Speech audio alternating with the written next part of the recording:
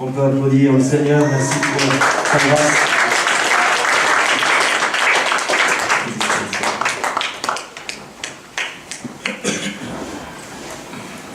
Gloire à notre Seigneur. Amen. Amen. Nous faisons partie de l'acte 9, c'est notre devoir de pouvoir participer. Je crois qu'on donnera de noms pour que notre Église puisse participer aussi dans ces activités. Et surtout pour la journée citoyenne, nous vous avons besoin vraiment, comme le frère a dit, de nos sœurs, de nos frères. Si nous pouvons être plus pour cette journée du village, ça sera vraiment très important et agréable parce qu'ils ont un témoignage, ils commencent à avoir un témoignage sur nous qui est merveilleux. Je bénis Dieu pour la présence de chacun, parce que nous avons choisi d'être ici ce matin pour écouter la parole de Dieu. C'est vrai que se lever chaque matin pour d'autres personnes, je veux dire, c'est un combat. Mais je crois que quand on a fait les démarches et qu'on a dit je vais pour louer l'Éternel, je vais pour bénir Dieu, c'est qu'on a fait un bon choix.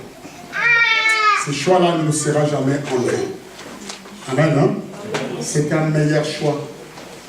Un disciple engagé est celui qui, chaque fois il y a une réunion, il se lève et il va aux réunions. Ça, c'est un disciple engagé. Nous sommes tous engagés auprès du Seigneur. Ce matin, je vais parler d'une prédication. Je vais citer 3 personnages. Peut-être dans ces 3 personnages, nous allons nous retrouver. Parce que le thème ou le titre de ce message, c'est savoir donner à Dieu. Savoir donner à notre Dieu. Nous allons nous retrouver, je prendrai 3 personnages que nous allons lire. Mais avant toute chose, j'aimerais que nous puissions d'abord lire le livre de Jean, chapitre 4, parce que le premier personnage est dedans. Nous allons commencer au verset 1 jusqu'au verset 2. C'est le livre de Jean, chapitre 4. Si vous avez vos Bibles, vous devrez ouvrir déjà sur la page et trouver le livre de Jean. Chapitre 4.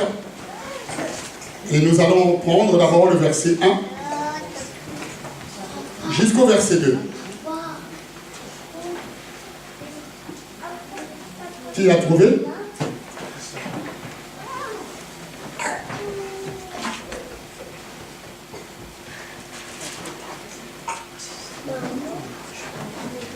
La Bible dit ceci. Le Seigneur sut que les pharisiens avaient appris qu'il faisait et baptisait plus de disciples que Jean. On continue. Toutefois, Jésus ne baptisait pas par lui-même, mais c'était ses disciples. Tu peux reprendre au début, s'il te plaît. Le Seigneur sut que les pharisiens avaient appris qu'il faisait baptiser plus de disciples que Jean-Baptiste, je vais dire. Et la Bible dit dans le verset 2, toutefois, Jésus ne baptisait pas lui-même, mais c'était ses disciples qui baptisaient. Amen, hein? J'ai voulu ouvrir cette prédication d'aujourd'hui, de ce matin, par cette exhortation. Comme nous le savons, Jésus a autorisé ses disciples à continuer la mission de Jean-Baptiste. Il était question ici de ce que notre frère a dit, du baptême, comme ceux qui vont se faire baptiser. Parce que Jean-Baptiste est celui qui baptisait les gens. Pour une seule raison, ce baptême était très important. Parce qu'à cette période-là, nous comprenons que même si la mission de Jean-Baptiste s'était arrêtée, mais Jésus n'a pas voulu que cela s'arrête. Parce qu'il savait qu'il était très important pour que les gens soient baptisés. Et que les gens connaissent pourquoi ils se baptisaient. Parce que la raison, c'était la repentance. Parce que cette repentance était tellement importante dans la vie des gens. Nous pouvons dire que la repentance précédait le baptême. Sans la repentance, personne ne peut tourner son regard vers Dieu. Donc le cœur qui choisit de suivre ou de servir Dieu a besoin de repentance, a besoin de se tourner. Parce que c'est un moyen que Dieu choisit pour que Dieu, la personne prenne conscience et il se tourne. Quand la personne va se tourner, son cœur est disposé maintenant pour recevoir la parole de Dieu et la grâce du Seigneur. Lorsque nous annonçons qu'il y a un baptême, le but principal, c'est celle-là, d'abord, la repentance. De nos jours, nous savons que beaucoup de chrétiens ne trouvent pas le besoin de se repentir. On voit souvent que on arrive à des moments le plus durs dans l'église ou parmi le peuple de Dieu où les gens n'arrivent pas vraiment à se repentir dans leur cœur. Parce que peut-être parce qu'ils ont le salut. Nous disons peut-être que nous sommes sauvés parce que Jésus a payé pour nous sur la croix. Et parce que nous avons accepté Jésus-Christ, nous n'avons plus besoin de repentance. Quand nous pensons comme ça, nous faisons une fausse route. Parce que la meilleure manière d'être toujours en présence de Dieu et de se tourner toujours vers Dieu, c'est ce cœur qui s'humilie, un cœur qui se rabaisse devant Dieu chaque fois dans une position. Dans une position de faiblesse. Israël aussi une fois disait cela.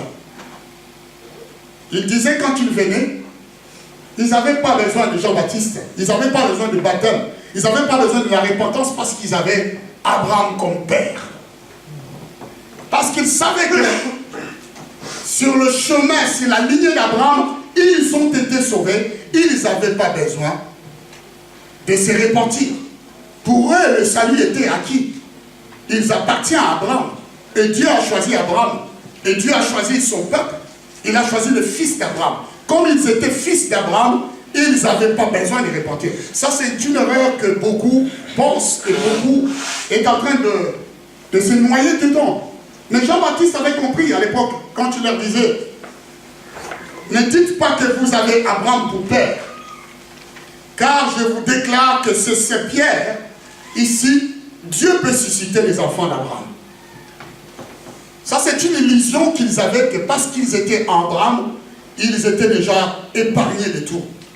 Voilà pourquoi Jean-Baptiste va prendre le temps de leur dire, ne dites pas que vous avez Abraham comme père. Ce matin, je peux prendre un langage, ne disons pas que nous avons le salut. Ne disons pas que nous sommes sauvés. Parce que si nous sommes sauvés et que nous n'avons pas besoin de repentance. La repentance est très nécessaire chaque fois, à tout moment. Même si, comme on a dit, c'est par ces maîtrissures que nous sommes guéris. Mais personnellement, c'est un bon démarche que nous devions faire. Amen. Hein? À chaque fois que nous voulons et nous venons devant le Seigneur. Une personne, un disciple doit prendre conscience. Il doit toujours savoir revenir à lui-même, faire le point. Et quand il voit qu'il y a des choses qui ne sont pas bien, il doit choisir de se repentir de ces choses-là afin de plaire à Dieu. C'est quelque chose qui m'avait beaucoup frappé. Et c'est pour cette raison que je vous partage ce matin. Je disais que je vais citer 3 personnages. Savoir donner à Dieu. Chacun va se retrouver de sa façon. Ou même si nous ne nous retrouvons pas, mais la parole peut-être va nous parler aujourd'hui. C'est dans le but de pouvoir nous montrer le chemin de la bénédiction. C'est notre devoir, nous qui sommes l'Église, de vous montrer les secrets, comment une personne peut-il être bénie. Nous avons besoin d'une Église bénie. Nous avons besoin de serviteurs bénis. Nous avons besoin des enfants de Dieu bénis. Nous avons besoin de servantes bénies. Nous voulons être le peuple qui est béni. Parce que dans Abraham, Dieu nous a bénis de toutes les bénédictions, n'est-ce pas? C'est ce que Dieu dit. Dans Jésus, Dieu nous a donné nous a bénis de toutes les bénédictions. Nous savons que nous sommes de la lignée qui porte la bénédiction. Voilà pourquoi, bien aimé, j'aimerais partager avec nous les secrets de cet évangile aujourd'hui, que chacun puisse prendre sa part et qu'il puisse agir de la manière dont il a compris l'évangile. Savoir donner à Dieu est une façon de recevoir la grâce et la bénédiction. Ça, c'est le secret du ministère. Savoir participer et donner à Dieu. Moi, nous avons le devoir. Moi, j'ai le devoir. Nous avons le devoir de vous sensibiliser. Je vais prendre 3 personnages. La première personnage est cité dans le même chapitre de Jean chapitre 4. Celui qu'on appelle, que vous connaissez tous, la femme samaritaine. C'est là dans le verset 7 et 10. Cette femme, nous connaissons l'histoire. Elle vint puiser de l'eau. Et il était là, il a croisé une personne qui était à la source d'eau. Une personne qui était là, qui attendait. C'est une personne que nous connaissons, c'est une histoire que nous lisons chaque fois. Mais j'aimerais que ça puisse nous réveiller de la manière comment Dieu peut nous demander. Il arrive que Dieu nous demande beaucoup de choses. Dieu parle dans le cœur. Dieu parle dans nos vies. Dieu nous sensibilise. Je sais que Dieu ne peut pas s'humilier jusqu'au point de demander quelqu'un, une créature qu'il a créée. Alléluia. Parce que nous disons que toute chose lui appartient. Dans cette face de figure, nous comprenons que Dieu avait besoin de faire quelque chose dans la vie de cette femme. Dieu était venu pour faire quelque chose dans la vie de cette femme. C'était un rendez-vous pour lui. C'était son jour du soleil. Le jour où il devrait gagner à la loterie. Mais la loterie du ciel. Est-ce que vous êtes avec moi? Mais Dieu va lui fixer un rendez-vous que lui-même ne savait pas qu'il était un rendez-vous. La Bible dit que c'est une femme qui est venue pour puiser de l'eau. Quand il arrive à la source, il trouve une personne qui était là assise. Une personne qui était assise et qui attendait. Nous connaissons tous cette histoire parce que nous avons prêché sur cela de plusieurs manières, de plusieurs façons. Je dis que cette femme vint puiser l'eau. Jésus lui dit, il tombe sur Jésus. Et quand il tombe sur Christ, Christ va lui dire, je vous ai dit que Dieu ne peut pas s'humilier pour demander à une personne. Christ est l'eau. Il ne peut pas s'humilier pour demander l'eau. Est-ce que vous êtes avec moi? Il ne peut pas se rabaisser pour demander l'eau. D'ailleurs, même si quand on nous disait que le miracle qu'il avait marché sur les eaux, c'est l'eau qui portait Dieu, non, l'eau ne peut pas porter le Créateur. C'est le Créateur même qui portait l'eau. Ça, c'est un phénomène exceptionnel. Jésus va lui dire, donne-moi à boire. Donne-moi. Là, je vous dis que c'est Dieu qui demande. Quand quelqu'un dit donne-moi, c'est quelqu'un qui a demandé. Est-ce que vous êtes avec moi? Donne-moi à boire. Cette femme était là. Quand je regarde la scène, ça veut dire que cette femme avait fini d'épuiser l'eau. Parce que Jésus ne pouvait pas lui demander avant qu'il ne puisse pas voir l'eau entre ses mains ou à sa disposition. S'il n'avait pas encore puisé, Jésus n'allait pas sortir cette parole. Mais Dieu va lui dire, donne-moi à boire. Donne-moi à boire. Est-ce que Dieu, qui a tout créé, peut-il s'incliner pour demander à l'homme ce qu'il possède? Ça, c'est la question que je me suis posée. Dieu qui a tout créé, peut-il demander, s'incliner et demander à l'homme ce qu'il possède? La réponse, je ne sais pas lequel que vous allez donner. Mais moi, je dis oui, dans un seul but. Est-ce que vous êtes avec moi? Dans le but de permettre ou que celui-ci puisse obtenir la même chose auprès de Dieu. Il y a des choses que Dieu veut nous donner. Il y a des choses que Dieu veut nous apporter. Il y a des grâces que Dieu veut te communiquer. Parce qu'il a vu ta misère. Il a vu tes souffrances. Il a vu ton problème. Il a vu toutes ces choses-là. Dieu, pour ces grâces-là, il a des conditions. C'est un Dieu qui se suffit à lui-même. Il veut te donner une grâce, il veut te donner une bénédiction, il veut faire quelque chose, mais il voudrait d'abord que toi tu fasses le premier pas pour qu'il puisse te donner. Est-ce que vous êtes avec moi? Savoir s'aimer. Le secret de la sémence et de la récolte. nous sommes face ici. Ici, qu'est-ce que Dieu voulait demander? Dieu a demandé de l'eau. Qu'est-ce que cette femme avait? Cette femme avait de l'eau. Lorsqu'il aurait accepté, s'il avait accepté de donner, d'apporter de l'eau à Dieu, Dieu aussi avait une sorte d'eau qu'il était prêt à lui donner. Nous connaissons l'histoire de cette femme. Dans le cœur de cette femme, il avait beaucoup soif. La Bible dit que cette femme avait la soif dans son cœur. Sa soif s'est définie dans la manière dont il changeait plusieurs maris. Elle n'était pas satisfaite du mari qu'elle avait avant. Voilà pourquoi la Bible va dire qu'elle avait 5 maris avant de croiser le Seigneur. Donc c'est une femme qui partait de mari en mari sans être satisfaite. Dans son cœur, il y avait une soif de trouver un mari à la hauteur de ses ambitions. Est-ce que vous êtes avec moi? Et ce mari-là, ce jour-là, s'est pointé. Et c'est celui qui va dire, donne-moi de l'eau. Pour combler la soif du cœur de cette femme, il a fallu qu'il d'abord paye un tribut. Il a fallu qu'il donne d'abord à Dieu quelque chose. Ce qu'elle possédait. Ce qu'elle avait. Mais voyez-vous que dans nos vies, des fois, quand nous avons quelque chose et que Dieu nous le demande, nous avons du mal à donner. Nous avons du mal à libérer. C'est ce que nous allons voir ici. Pour la femme samaritaine, c'était de l'eau. Jésus savait que cette femme avait la soif. Mais il va commencer à lui dire, donne-moi de l'eau. Mais cette femme ne va pas lui donner de l'eau tout de suite. L'histoire, vous les connaissez. Il va lui poser plusieurs questions. Il va lui dire, qui tu es pour que tu me demandes de l'eau?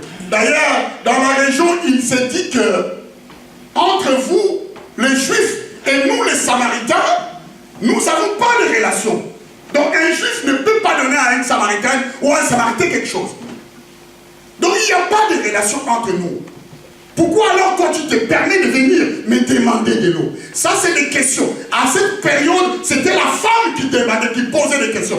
Bien aimé, les secrets de la bénédiction, des fois, nous loupons le coach parce que nous nous posons beaucoup de questions et nous posons beaucoup de questions à Dieu quand Dieu nous demande de lui donner quelque chose. Alléluia. Hier c'était de l'eau pour cette femme. Aujourd'hui je ne sais pas ce que Dieu va te demander. Qu'est-ce que Dieu te demande pour que tu mettes à sa disposition? Je suis en train de vous montrer un secret ici. Vous ne me direz pas que le pasteur ne nous a pas appris de quelle manière nous devions être bénis. Bien-aimé, je vais te dire que Jésus était venu pour apporter de l'eau dans la vie de cette femme. De l'eau qui ne devrait plus lui donner la soif. Mais il attendait une seule chose. Il attendait que la femme fasse les pas le premier. Donne-moi de l'eau. Parce que j'ai soif. En retour, si tu me donnes de l'eau, je te promets, moi je te donnerai de l'eau qui jaillira dans ton cœur jusqu'à la vie éternelle. Vous connaissez l'histoire? Cette femme va poser la question à Jésus, mais toi tu parles beaucoup. Tu dis que déjà en premier tu me demandes de l'eau. En deuxième, tu n'as même pas quelque chose pour puiser de l'eau. Et tu me dis que tu vas me donner de l'eau. Mais comment est-ce que tu nous donneras de l'eau? Ça c'est la nature de l'homme. Notre propre nature. Quand Dieu nous exige quelque chose, nous posons toujours trop de questions. Et nous demandons à Dieu pourquoi, comment, de quelle manière, de quelle façon cela va-t-il arriver? Comment cela va-t-il arriver? Elle avait oublié une chose, qu'elle était en face de celui qui est le pourvoyeur. Alléluia. Amen, amen, amen. La condition qu'elle devait remplir pour avoir cette eau que Jésus avait, qui devait produire en elle une source d'eau qui jaillira jusqu'à la vie éternelle, elle devrait d'abord libérer, donner à Dieu de l'eau qu'elle avait. La condition était qu'il fallait qu'elle puisse libérer. Bien aimé, il y a des choses aujourd'hui où Dieu bénit tout le monde. Comme nous savons tous que la bénédiction arrive sur tout le monde. Mais il y a des conditions aujourd'hui, il faut forcer la main de Dieu. La main de Dieu, quand Dieu te demande quelque chose, tu es à même de lui donner parce que ce que tu lui donnes, Dieu est celui qui est là pour t'apporter l'approvisionnement dans ce que tu vas lui donner. Cette femme avait de l'eau et Dieu voulait faire jaillir dans son cœur de l'eau qui coulera jusqu'à la vie éternelle. Un approvisionnement qui ne s'arrête jamais. Qui ne s'arrête jamais. Quelque chose qui est illimité. Dans toute sa grandeur, ce qu'il voulait lui porter, c'était illimité. Je me suis dit ceci. C'est une femme qui priait. C'est une femme qui connaissait Dieu. Elle a beaucoup demandé à Dieu un secours. Mais le jour où Dieu est venu pour lui apporter ce secours-là, et le jour où Dieu est venu pour répondre à sa prière, parce que je suis sûr qu'elle avait prié tellement, elle avait cette soif, et elle se voyait misérable, en disant, Seigneur, je ne sais pas pourquoi ma vie est-elle ainsi, je n'arrive pas à trouver un bon mari qui peut combler mon cœur. Voilà, j'ai changé successivement.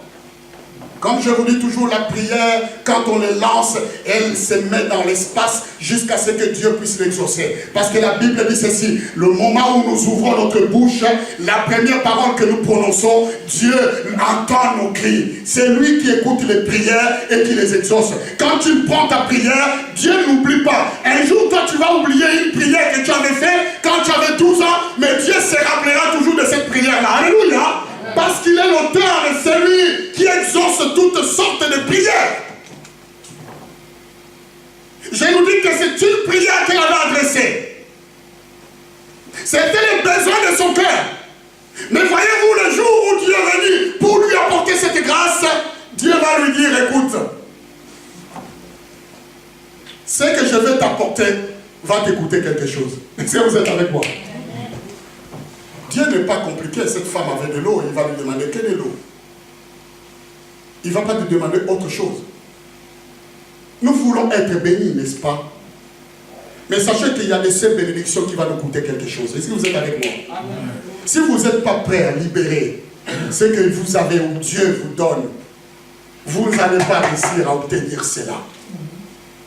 Vous n'accéderez pas à ces bénédictions-là. Parce qu'elle est conditionnelle. Elle doit accomplir, elle doit remplir, tu dois remplir une condition. Quand tu as rempli ces conditions, alors Dieu te rend. Dieu n'est pas là pour nous stocker quelque chose. Il n'en a pas besoin. Donne-moi de l'eau. Oh bien-aimé, donne-moi de l'eau. La femme commence à lui poser des questions en lui disant, oh, comment tu viens me demander de l'eau là? Qui es-tu pour que je te donne de l'eau? Hein? Comme pour lui dire, quand Jésus lui demandait, si tu sèmes de l'eau, tu vas récolter de l'eau qui jaillira jusqu'à la vie éternelle. Mais j'ai besoin que tu puisses s'aimer de l'eau. Moi, Jésus, je t'apporterai une source d'approvisionnement qui va tirer jusqu'à la vie éternelle. C'est une femme qui avait besoin d'une source d'approvisionnement. Et Dieu était prêt pour lui donner cette main. Oh, quand tu sèmes du temps auprès de Dieu, Dieu aura le temps pour toi. Est-ce que vous êtes avec moi? Amen. Quand tu donnes ton temps pour Dieu, quand tu auras besoin de Dieu, Dieu aura le temps pour toi. Je vous dis la vérité, bien-aimés. Quand tu sèmes, encore une fois, la compassion dans le cœur, Dieu aura compassion de toi. Si tu as compassion aux autres personnes, quand tu auras des problèmes, Dieu aura compassion de toi. Parce que tu as sémé la compassion. Je vais peut-être donner un autre exemple qui fâche beaucoup l'Église. Quand tu sèmes l'argent, Dieu t'apportera aussi, encore une fois, une provision d'argent. Et c'est alléluia. Amen. Tu ne manqueras de rien parce qu'il prendra le temps de te prendre en charge. Il arrive des fois que Dieu nous demande. Dieu nous demande. Mais nous avons du mal à adhérer à cela. J'ai besoin que vous connaissiez les secrets du ministère, les secrets de la bénédiction. Nous voulons voir une église bénie parce que cette église est libérée. Dans ces côtés-là, l'église sait comment aller chercher les bénédictions de Dieu. Oui. Mais nous trouvons ici, dans le verset 9, est-ce que tu peux me mettre ce chapitre? Hein? Jean chapitre 4, verset 7, jusqu'au verset 9. Nous allons voir l'égoïsme de l'homme. L'égoïsme que nous sommes. Comment nous discutons avec Dieu. Comment nous pouvons passer à côté peut-être de petites choses que Dieu veut nous faire? La Bible dit dans le verset 9, tu m'as mis le verset 9 s'il te plaît? Dans ce chapitre, le verset 9, Jean chapitre 4, verset 9.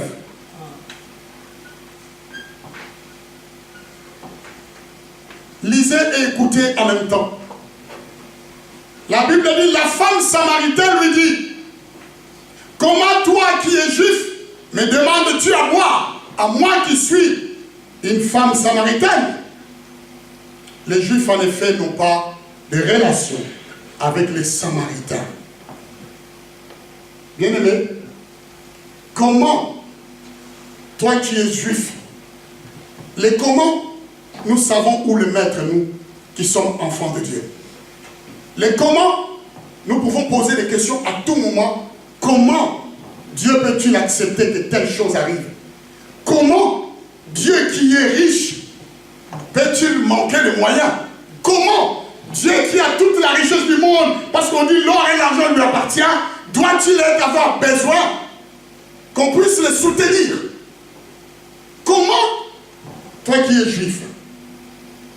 Mais Jésus était la source d'approvisionnement du nom qui ne tarit jamais pour cette femme, pour lui combler dans toute sa vie. C'est même Jésus que nous servons, nous qui venons ce matin écouter la parole de Dieu.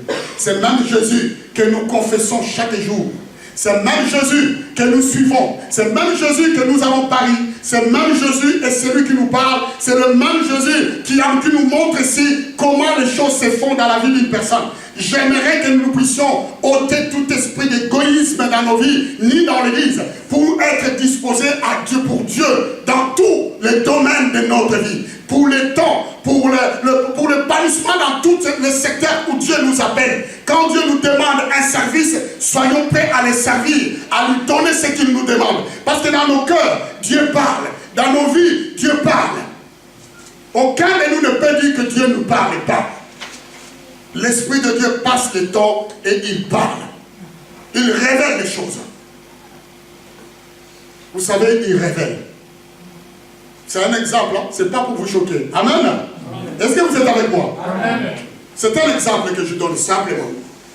Ne le prenez pas mal parce que ce n'est pas le but de l'évangile de ce matin. Ce n'est pas le but d'adresser, de pouvoir orienter ma prédication par rapport à ce qui s'est passé. Vous savez, moi quand je viens à l'église, si je n'apporte pas une offrande, quand l'offrande me passe à côté de moi, ça me parle dans mon cœur.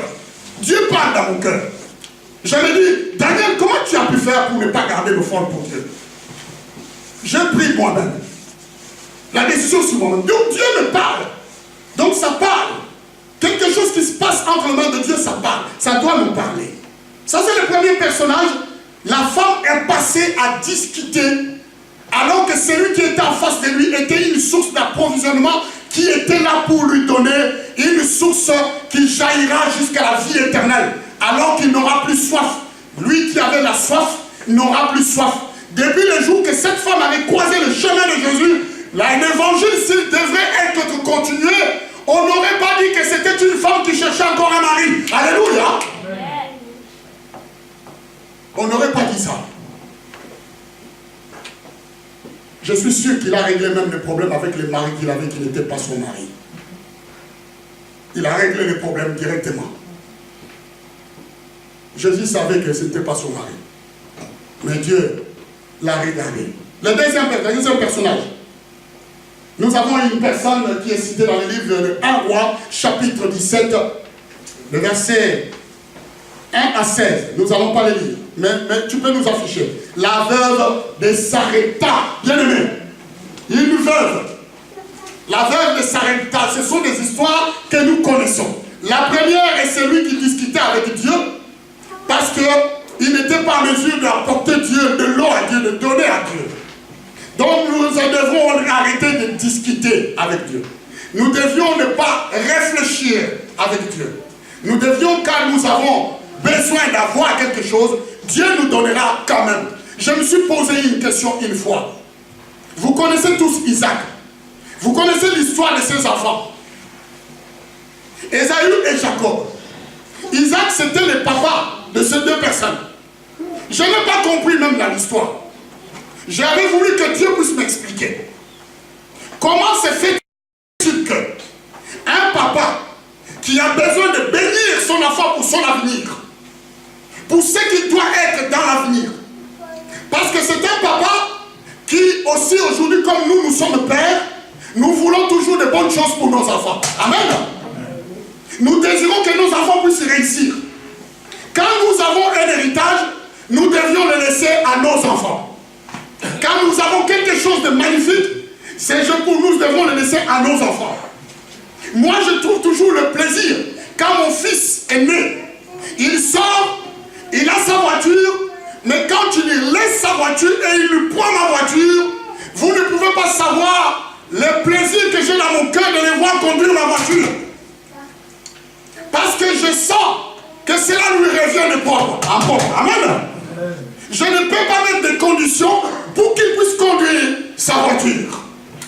Ou ma voiture. Comment vous expliquer que cet homme Isaac veille de sa mort, tout proche de sa mort?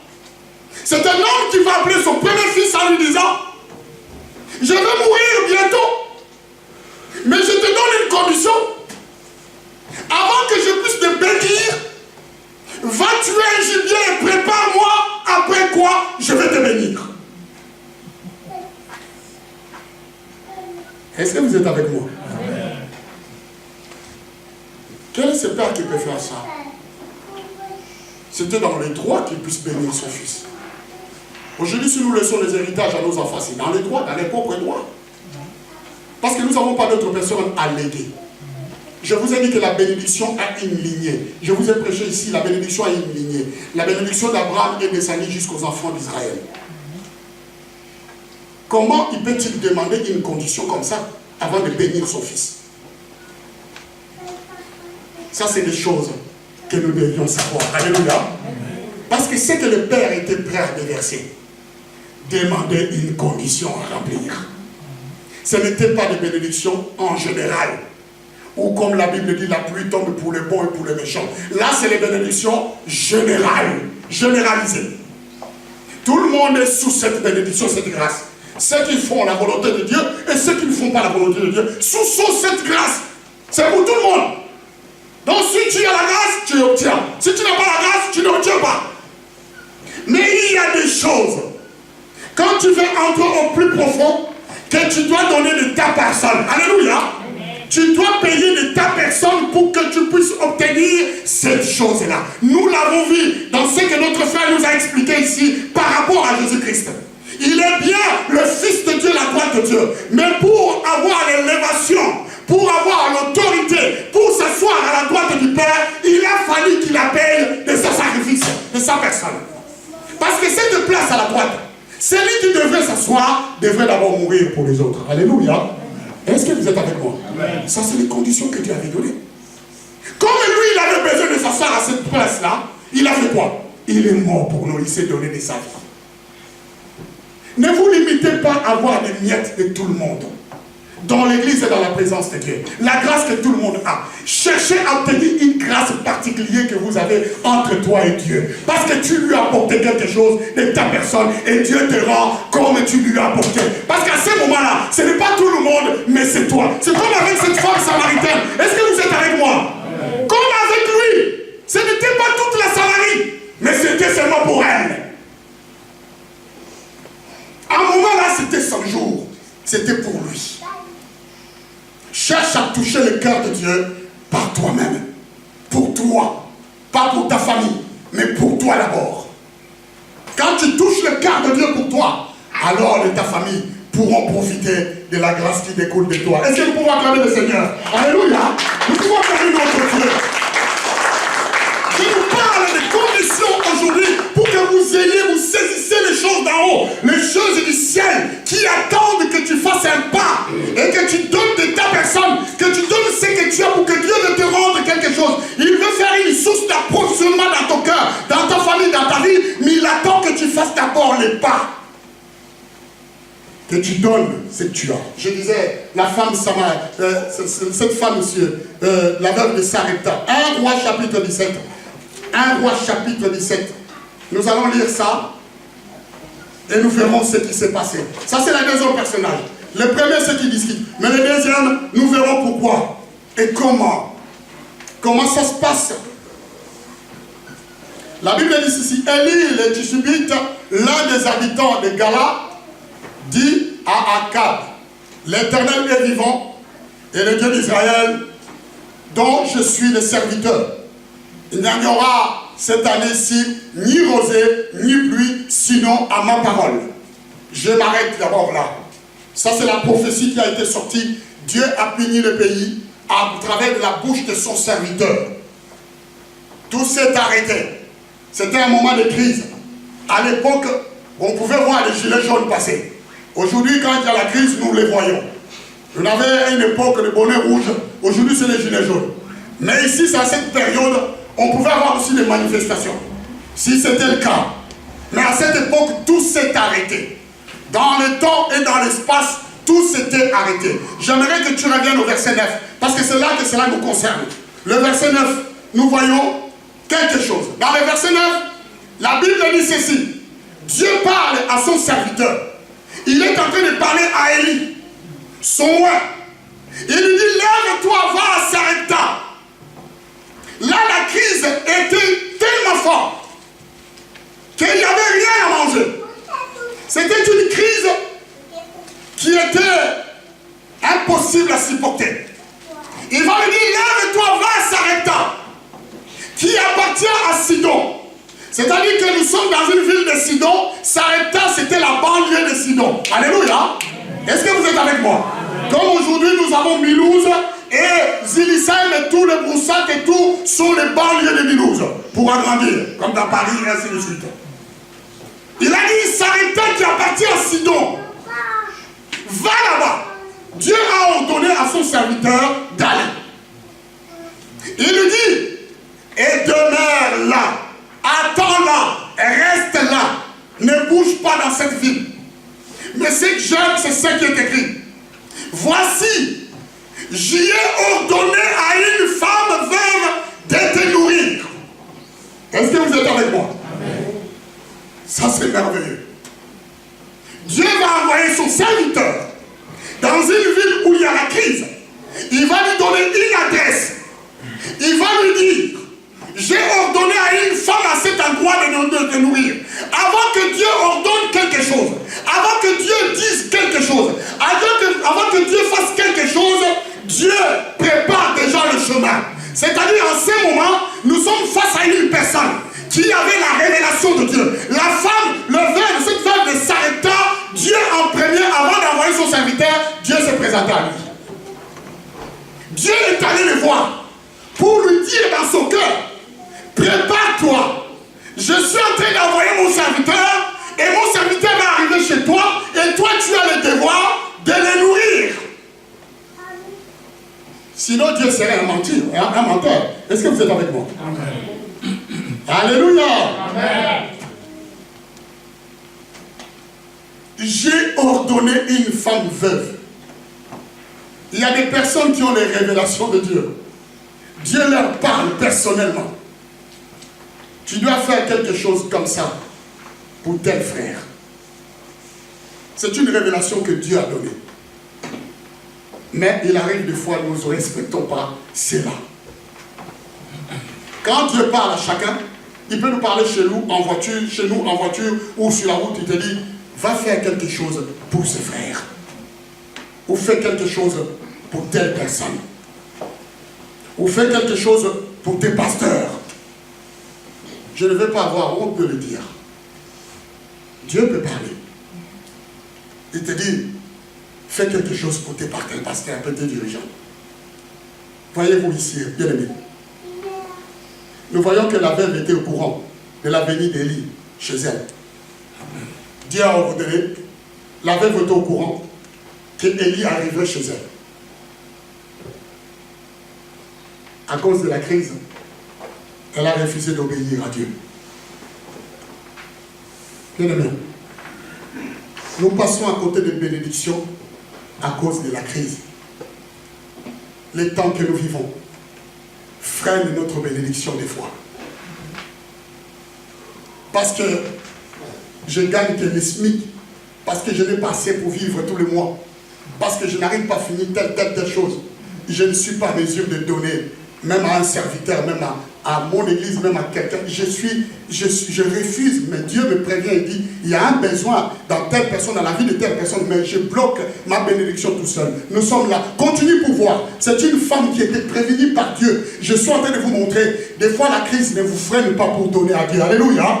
Que les temps que vous vivez difficiles ne vous freinent pas pour être une bénédiction pour votre frère ou pour votre soeur, ou pour votre église, ou pour vos pasteurs, ou pour vos responsables, ou quelque chose comme ça. Que cela ne vous prenne pas. La Bible dit ceci, écoutez bien. Il s'éleva et il allait à Sarepta. Et il a obéi à la parole de Dieu. Comme il arrivait à l'entrée de la ville, voici il y avait là une femme. Élie est en train de venir, il ne connaissait pas la femme. Mais malgré cela, Dieu a fait des circonstances que cette femme soit dans l'entrée de la ville. Voici, il y avait là une femme veuve qui ramassait du bois. Il y avait tellement de veuves dans cette ville. Il y avait tellement de personnes seules. Tellement de personnes qui étaient aisées. Mais Dieu a choisi une adresse parce que Dieu savait et connaissait cette femme. Il connaissait sa misère, il connaissait ses problèmes, mais comme il savait qu'il doit répondre à sa prière, Dieu va lui dire, j'amène chez toi celui qui est la réponse à toutes tes prières. Alléluia. Amen. Dieu vient pour exaucer et pouvoir demeurer avec cette femme pendant la période de crise. Ça, c'est pas une bonne nouvelle quand il y a la crise, que tout le monde ne va pas bien, et que toute personne ne s'occupe de l'un ou de l'autre, et tout le monde veut partir, et que tu puisses avoir Dieu venir chez toi en disant, ma fille, je viens habiter chez toi. Alléluia. Je vais traverser cette crise avec toi. Ça, c'est pas une bonne nouvelle. On ne peut pas saisir cette occasion pour dire, oh merci Seigneur. Parce que quand Dieu est avec toi, c'est que tu passeras bien la crise. Alléluia. Tu ne passeras pas comme tout le monde. Tu regarderas par la fenêtre et tu verras. Les autres, ils vont commencer à se brûler, mais toi, tu seras rafraîchi. Voyez-vous ici ce qui se passe. Écoutez bien. Et voici, il y avait là une femme veuve qui ramassait du bois. Il l'appela et dit, va me chercher, je te prie, un gâteau dans un vase, afin que je boive. Un gâteau et un péto. Hein? T'as dit gâteau. Gâteau? Il n'y a pas de gâteau? Non.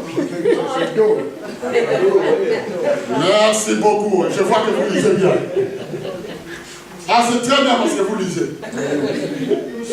Bon, je croyais que j'allais dribbler un peu. Je vous demande pardon. Nous avons des yeux qui commencent un peu à voir des gâteaux partout. Ça, c'est un appel, hein? C'est un appel au gâteau. Je sais que dans l'église, il y a tellement de gens qui savent faire des gâteaux. Le pasteur a lancé un gâteau, je veux vraiment que les gâteaux arrivent. Hein? Parce que moi, je commence à voir des gâteaux. Ne me dites pas, attends le jour de la gâte. Non, non, non, non, non. Si je citais les gâteaux aujourd'hui, là, pas à gâte, pourquoi vous allez me faire attendre la gâte? Hein? Bon, à cette heure-ci, c'est plutôt des cuisses d'agneau que je mangerais. Ah oui, oui, oui. Gâteaux, pour le barbecue. Voilà. Ah, ça, c'est vrai. Mais toi, tu rajoutes beaucoup. Hein? Il risque dimanche prochain qu'il puisse avoir personne parce que les besoins viennent avec des quiz. Hein? Est-ce que vous pouvez acclamer le Seigneur, s'il vous plaît? Au premier, il y avait question de l'eau. Là, on arrive, le gâteau a disparu. On enlève le gâteau. Je reprends la lecture. Va me chercher, je t'appuie un peu d'eau dans un vase, afin que je boive. Encore, il est question de l'eau. Continue. Va me chercher, s'il te plaît, de l'eau, que je puisse boire un peu. Et elle alla en chercher. Pour de l'eau, il n'y avait pas de problème. Hein? Il alla en chercher. Il l'appelle de nouveau. Là, ça devient chiant. Pourquoi Dieu me demande toujours à moi? Il l'appelle de nouveau et dit, apporte-moi, je t'en prie, un morceau de pain. Ah, on arrive. Dans ta main. Tu as fait des efforts, tu m'as donné de l'eau. Merci beaucoup. De l'eau ne sont pas encore asséchées à cette période. Il y avait encore de l'eau en abondance. Donc, il pouvait se permettre de donner de l'eau. Mais là, on en vient au vif du sujet. Parce qu'il arrive qu'on fait des efforts pour des petites choses que nous sommes faciles à dire, hein, à faire. Hein? Qui veut nettoyer l'église? Moi. Parce que c'est facile ça. On prend un balai, on balaye. On passe entre les rangées et hop. Ah, c'est fait, je fais mon devoir. Mais là, il était question de toucher au porte-monnaie, au portefeuille, au plus important. De toucher ce qu'il faut. Écoutez bien, apporte-moi du pain dans ta main. On continue.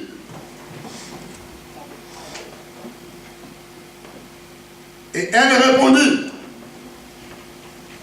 l'Éternel ton Dieu, si je pouvais prendre ce langage et que je le mets de nos jours, beaucoup seraient choqués. Hein? Là, la Bible donne une formule qui peut nous apaiser tous. Parce que c'est un moyen de répondre poliment. Mais nous sommes ici face à une personne. Écoutez bien. L'Éternel ton Dieu. L'Éternel n'était pas son Dieu. L'Éternel était le Dieu de celui qui lui parlait. Or, je vous ai dit tout à l'heure, c'est une personne que Dieu connaissait. C'est une personne que Dieu avait prévenu. Cette femme, Dieu l'a prévenu qu'il devrait nourrir son roi. Dieu a dit, j'ai ordonné à une femme. Donc il avait reçu et il savait. Si Dieu ne le connaissait pas, si Dieu n'était pas son Dieu, Dieu n'allait pas se révéler dans sa vie. Alléluia. Est-ce que vous êtes avec moi? Mais lui, vous voyez comment la crise fait des choses. Ça fait même perdre la foi aux gens. Il y a des personnes qui ne croient plus en Dieu. Il y a des personnes qui ont diminué leur foi parce qu'ils ne veulent pas donner à Dieu. L'Éternel, ton Dieu, est vivant. Elle savait que Dieu était le Dieu vivant, qu'il avait toute la capacité. Je n'ai rien de cuit. Je n'ai qu'une poignée de farine dans un pot et un peu d'huile dans une cruche.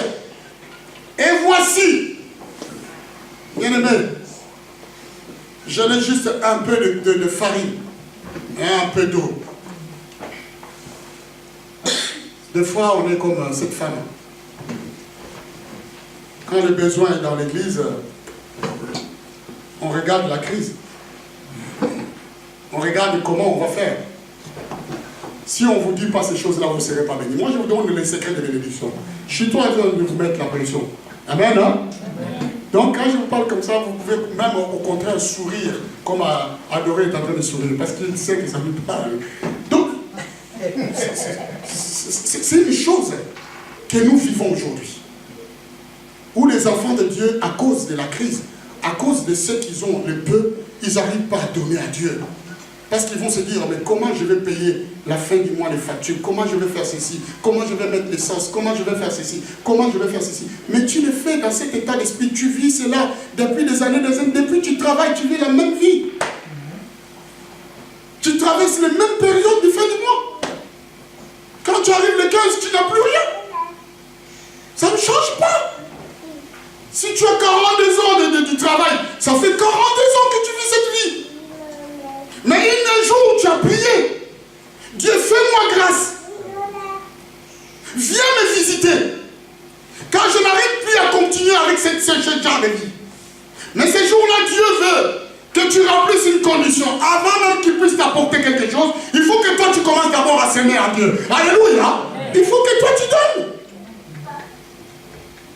La foi disparaît parmi les enfants de Dieu. Parce que les situations sont dures. Au contraire, quand les situations sont dures, c'est là que nous devions nous donner à Dieu. Alléluia. Je connais une personne. Il s'appelait Isaac. Une période dans la Bible, il est écrit qu'il y avait une grande crise. Tout le monde fuyait à l'Égypte. Alors il s'est venu dans sa pensée, une pensée. Il s'est rappelé de ce que son père avait fui en Égypte un jour.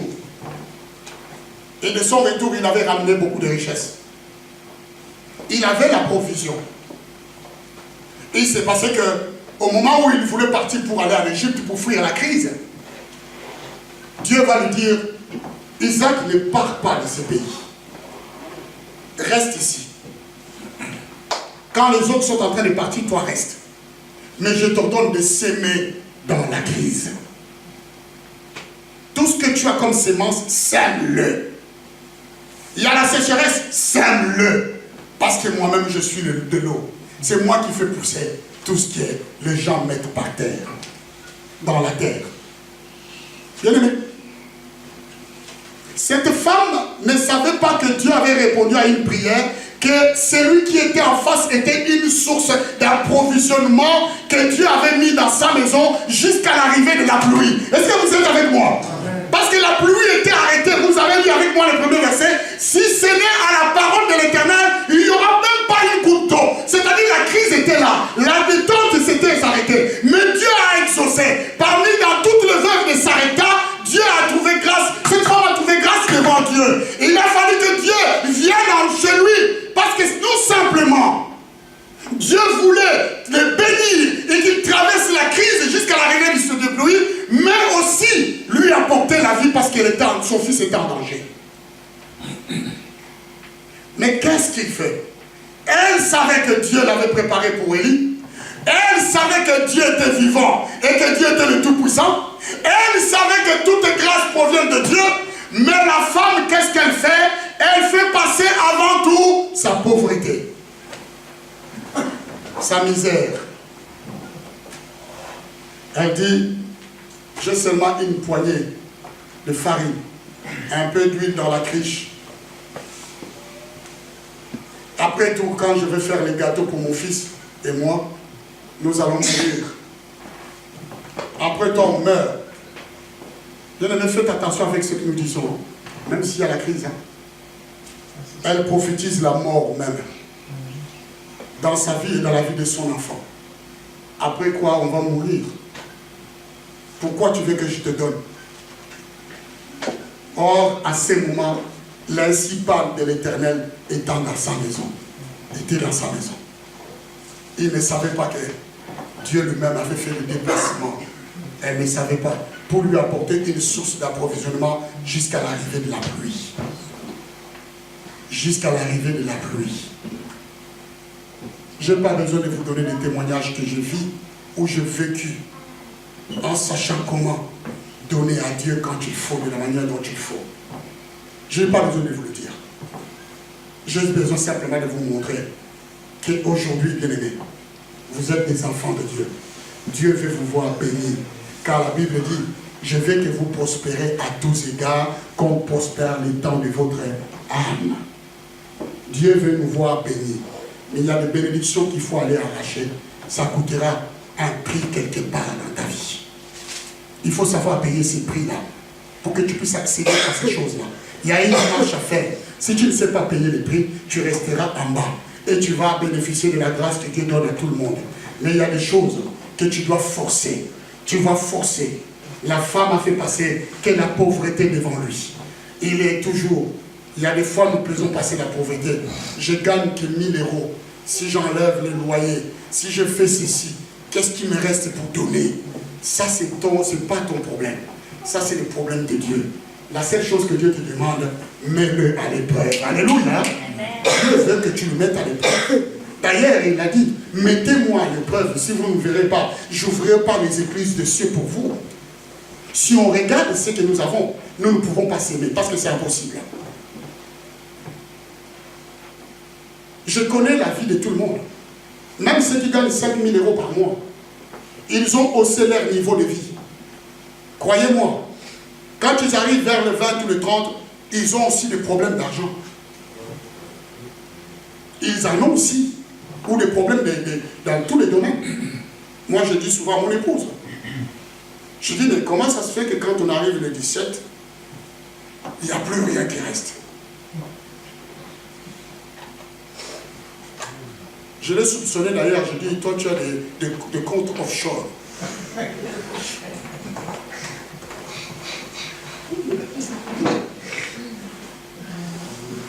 Des cachettes. Mais tu ne les délivres pas.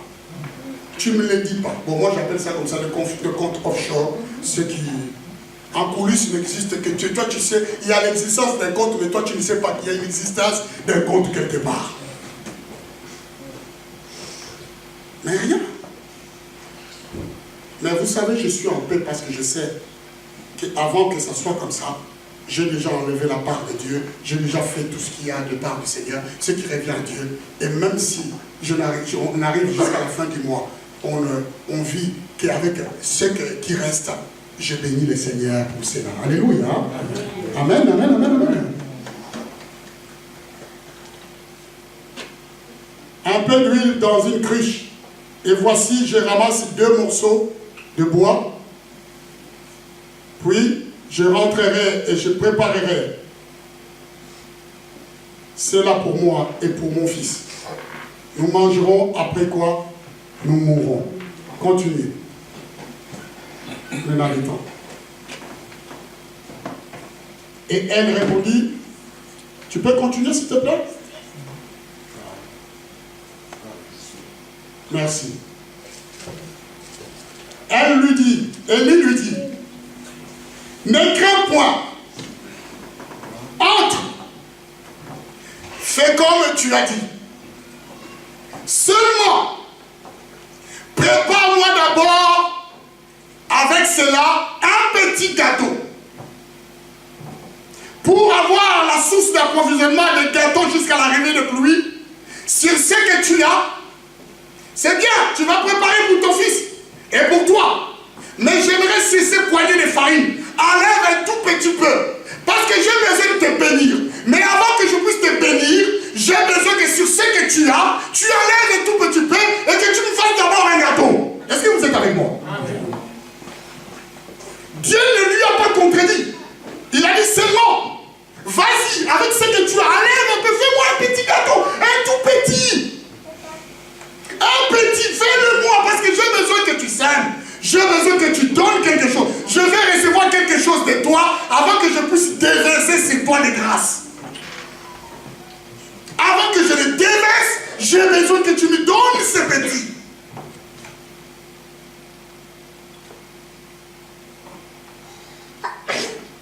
Prépare-moi d'abord avec cela un petit gâteau. Et tu me l'apporteras. Tu en feras ensuite pour toi et pour ton fils. Continue. Car, écoutez bien, ainsi parle l'Éternel, le Dieu d'Israël. La farine qui est dans le pot ne manquera point, et l'huile qui est dans la cruche ne diminuera point, jusqu'au jour où l'Éternel fera tomber de la pluie sur la face du sol. Alléluia. Amen. Une source d'approvisionnement jusqu'à l'arrivée de bons moments. Une source d'approvisionnement jusqu'à l'arrivée de bonnes choses dans ta vie. Quand la pluie tombera. Mais fais-moi d'abord un petit gâteau.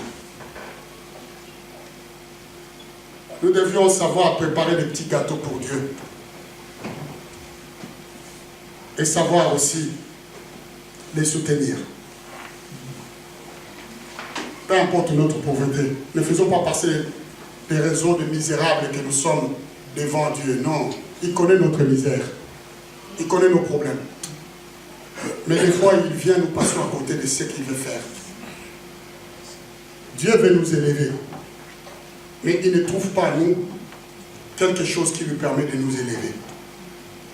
Dieu veut te donner l'abondance, mais tu fermes trop tes mains pour qu'il puisse t'apporter.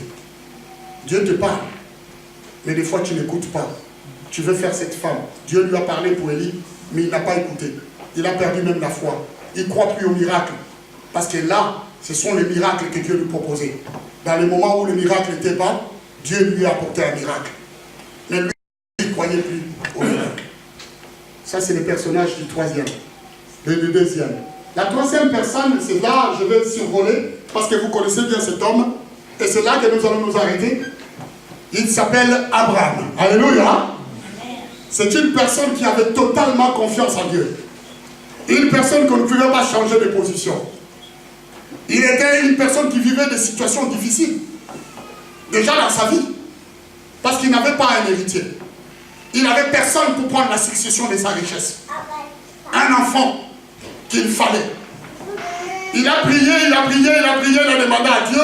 Il a reçu de Dieu cet enfant. Au moment où il a reçu l'enfant de Dieu, déjà, c'était quelque chose de joyeux. La Bible va dire que, alors qu'au moment où la joie était dans la famille, Dieu va lui dire, écoute Abraham, j'ai besoin que tu m'offres encore le seul enfant que tu as. L'unique. Celui sur qui tu portes tous tes intérêts. J'ai besoin que tu me le donnes. Donne-le-moi en sacrifice.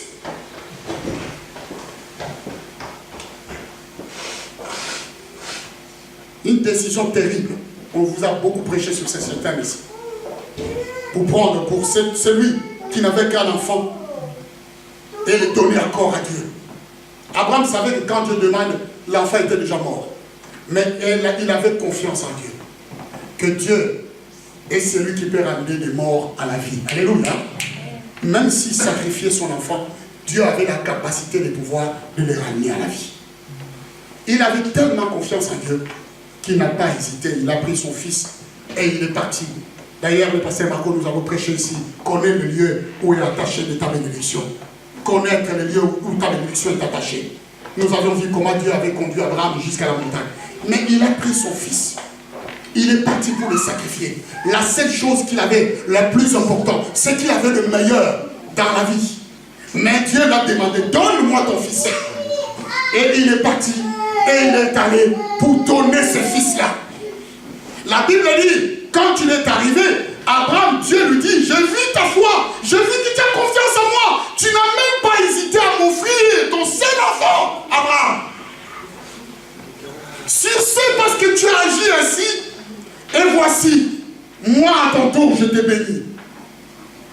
Tu seras le père de la multitude des nations. Tu seras béni.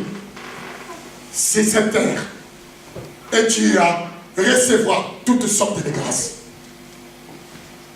Là, c'est un exemple dernier pour l'obéissance. Quand Dieu nous donne et nous demande quelque chose. La confiance que nous devons avoir à Dieu. Quand vous donnez. Vous savez, ce que je suis en train de vous dire est vrai. C'est la vérité parce que nous le vivons. Un jour, le frère a témoigné qu'une personne ici était partie à l'église. Je vais prendre celle-là. Il avait vu quelqu'un dans la rue, Dieu lui demande, lui dit, écoute, donne-lui l'argent. Combien? 120 ans? 50 euros. Dans la rue comme ça, il lui dit, à cet homme-là, tu lui donnes 50 euros. Il avait que ce 50 euros. Il a dit, mais pourquoi je vais lui donner 50 euros? Dieu lui dit, c'est parce que je t'ai ordonné. Donne-lui. Il n'a pas hésité par obéissance, il a donné à ses sans-abri 50 euros. C'était un poids dans la crise, hein, quand tu sors 50 euros. Hein. C'est beaucoup d'argent, 50 euros de nos jours. Hein. Tu ne vas pas dormir, hein, si tu le donnes à contre-cœur. Hein. Mais parce qu'il avait obéi, il arrive à l'église, il loue le Seigneur. Il bénit Dieu. Avant de partir, il y a un homme qui l'appelle. Hé frère, viens. J'ai quelque chose pour toi.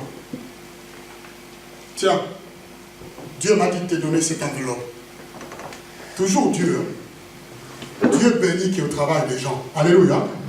Si toi tu ne veux pas bénir les gens parce que Dieu est au ciel, alors là, je ne sais pas comment tu vas comprendre la chasse de bénédiction. Il y a des personnes comme ça qui n'aiment pas bénir les gens, ni les hommes de Dieu. Ils disent pourquoi on va leur donner l'argent? Parce que Dieu va les bénir. Mais Élie, c'est celui qui a prononcé la parole sur le peuple, sur la femme de Sarepta. Les hommes de Dieu ont le pouvoir de vous bénir aussi. Ses frères peuvent en témoigner. Je te donne. Ils peuvent en témoigner. Il y a une bénédiction qu'on vous donne comme ça. Il y a aussi des bénédictions que vous venez chercher. Et là, nous allons faire une prière commune.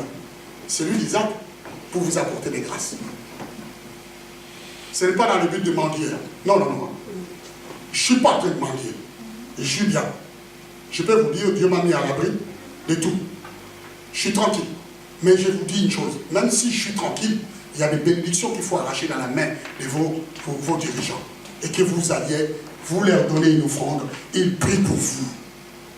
Pour débloquer quelque chose dans votre vie. Ce n'est pas dans le sens, je vous montre le journal. Nous avons lu ici pour la femme des Sarepta. Mais il faut le faire seulement quand Dieu vous convainc. Pas dans le but parce que je vous ai dit et que vous venez de m'arrêter des enveloppes pour me donner. Non. Il faut que Dieu vous parle. Si Dieu vous parle, faites-le. Si Dieu ne vous parle pas, ne le faites pas. Parce que Dieu nous bénira d'une autre manière. Ce frère est parti à l'église, on lui a donné une enveloppe. Tiens, Dieu m'a dit de te bénir. Il avait semé 50 euros. Mon frère, il a récolté combien? 550 euros. Dieu lui a remboursé d'abord les 50 euros qu'il avait donnés. Et ensuite, en dessous, une bonus de 500 euros. Si ça vous arrive, vous n'allez pas voir le sourire jusqu'ici. Amen. Hein?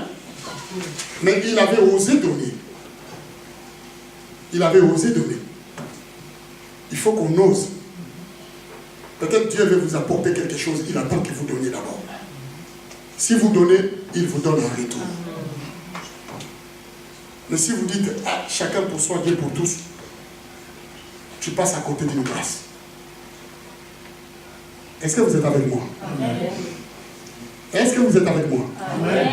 La source d'une bénédiction, comment Dieu fonctionne. Donne-moi à boire. Fais avec moi ce gâteau imbu du peu. Abraham est allé offrir en sacrifice son fils. Mais il l'a donné à Dieu. Il est devenu père d'une multitude. Viens mon frère, viens témoigner. C'est là qu'on va s'arrêter. Viens témoigner. Et puis nous allons prier le Seigneur. Mon frère, si tu peux nous conduire à une chanson, s'il te plaît. On va prier. Il y a à peu près 10 ans de ça, le Seigneur m'avait mis à cœur de donner un peu d'argent à notre pasteur Daniel. Et à l'époque, avec ma femme, on gagnait pas ce qu'on gagne aujourd'hui. On gagnait vraiment tous les deux, on n'avait pas beaucoup ensemble. On avait toujours un petit peu d'argent de côté. Et Dieu va me dire, donne-lui cette somme-là à ton pasteur. Il n'y avait pas de raison précise, si ce n'était que Dieu me demande de faire. Oui, écoute Seigneur, regarde, c'est tout pour moi. Après, j'étais libre. Alors, je vais lui donner cette somme. J'ai d'abord parlé avec ma femme, et elle a eu tout de suite la conviction. Généralement, quand je parle de quelque chose de Dieu à ma femme, si ça vient de Dieu, elle confirme tout de suite. Elle m'a dit d'accord. Donc, je ne vais pas vous dire le montant exact, ça ne servira à rien. Mais ce que je peux vous dire, c'est que dans cette enveloppe, il y avait une somme en euros à 4 chiffres. Il y avait une somme à 4 chiffres. C'était beaucoup d'argent. Je vais le voir, je lui donne ça. 2 jours après, il vient à la maison et il était touché. Alors il a prié avec ma femme et moi, et il a dit, Seigneur, j'aimerais que tu rendes à ton serviteur 7 fois ce qu'il avait dans cette enveloppe. Alors je vais vous dire, Dieu ne m'a pas donné 7 fois. Il a donné 60 fois. Je vais vous répéter ça. Il m'a donné 60 fois. S'il y a des gens ici qui sont sceptiques, je peux vous montrer l'extrait de compte. J'ai eu 60 fois plus. Là, je peux vous dire, j'ai eu un saisissement. Alors les 60 fois, tout le monde va dire, ouais, mais comment, il y a un ange qui est venu, t'as mis un sac devant la porte. Non. En fait, concrètement, comment ça s'est passé? J'ai hérité d'une parcelle de vigne, parce que je suis issu d'une famille de viticulteurs. Et ma grand-mère, à l'époque, avait choisi de ne pas donner ses vignes à mon père, mais à moi, elle pouvait le faire, c'était légal. Arrive que cette personne était décédée. Je n'ai jamais connu, c'était la mère de mon père. Et puis, j'avais cet acte notarié. Mais seulement, cette parcelle de vigne était louée. Et dans la loi française, pour ces choses-là, on ne peut pas simplement dire au locataire, tiens, tu sors, et moi je prends ma parcelle et je la rends. Ça ne se passe pas comme ça. Surtout que l'organisme qui gère les ventes et les achats des parcelles de vignes, qui est rattaché à l'État, était dirigé par quelqu'un qui faisait des magouilles. Et lui, il était de connivence avec mon locataire. Alors ils ont tout fait pour m'empêcher de vendre cette parcelle, parce que les locataires ont tout le droit. Ceux qui sont locataires de leur appartement, si demain vous décidez de plus payer votre loyer, le propriétaire ne peut pas vous mettre dehors. Ça fonctionne pareil pour les vignes. La chose, administrativement, a été rendue impossible. J'aurais dû attendre 9 ans pour vendre cette parcelle de vignes. Mais, avec ma femme, on savait que Dieu était plus grand que cet homme. Et cet homme-là était extrêmement orgueilleux. Et c'était pas ce petit gars David là qui allait lui dire comment faire. Sauf que Dieu a tout dirigé pour qu'en l'espace de moins d'une année, cette parcelle soit vendue et que cette somme nous revienne. Amen. Voilà. Gloire à notre Seigneur. Amen. Nous pouvons nous mettre les choses. Nous sommes arrivés à la fin. Nous allons chanter et prier le Seigneur. Savoir donner à Dieu. Vous avez reçu votre part. Vous avez vu ces 3 personnages. Vous allez vous situer vous-même où vous êtes. Vous savez qui vous êtes. Comment Dieu vous parle. Dieu est celui qui parle dans le cœur. Nous voulons vraiment devenir une église bénie parce que nous savons.